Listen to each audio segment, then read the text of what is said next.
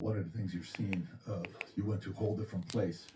Sorry. No, I get it. So you see some guys struggling with that. You see Bieber struggling with that. You see some of these guys struggling with that. They can't get it out of their head. They can't get it out of their head. The things that they did, no matter how they did it, whether they were drunk or high or whatever, you gave up your man card. You need therapy.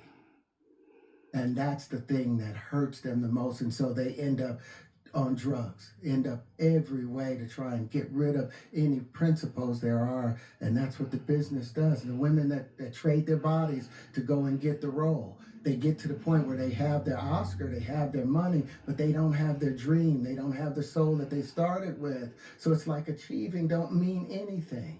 If I get all the Nobel Prizes from doing all of this, but in the process I have to trade out all of my integrity to do it so that they can stay in place, what benefit is that if I lose my integrity? You got to go in as a principal. And what we were brought in here as men. We produce 1,500 sperm per heartbeat for a reason, because the aggression is necessary. You don't trade that in, no matter what.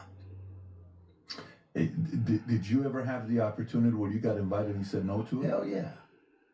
What was the consequence of when you said no? Puffy invited me for weeks, asking me to come and teach him how to, wanted me to be his acting coach for a while. Go there and he's sitting around just looking.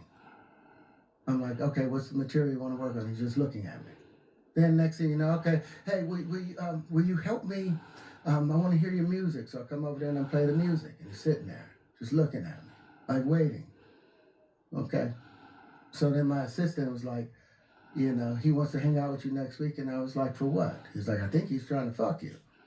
That's what my assistant said. I was like, oh, okay.